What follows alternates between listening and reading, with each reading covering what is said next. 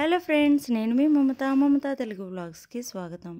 ఈరోజు వీడియోలో డే 11 నేను ఏం తింటున్నాను అనేది చూపిస్తానండి.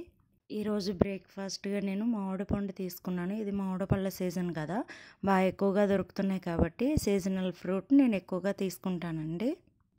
బ్రేక్ఫాస్ట్ తర్వాత ఆఫ్టర్నూన్ లంచ్ కోసం అనేసి ఇట్లా రైస్ తీసుకుంటున్నాను. ఈరోజు రైస్ తినాలనిపించిందండి. నిన్న కూడా రైసే తిన్నాను, ఈరోజు కూడా రైసే తింటున్నాను.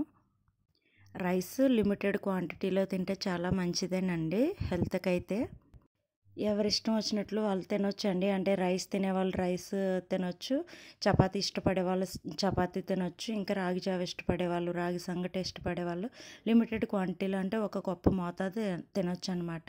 నేను రైస్తో పాటుగా గోంగూర పచ్చడి చేసుకున్నానండి.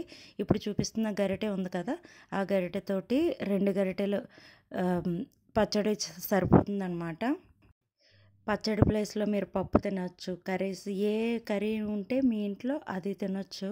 నేనైతే ఈరోజు గోంగూర పచ్చడి చేసా కాబట్టి 2 గరిటెలు అదే వేసుకుంటున్నాను. ఇంకా పెరుగు కూడా వేసుకోవచ్చండి.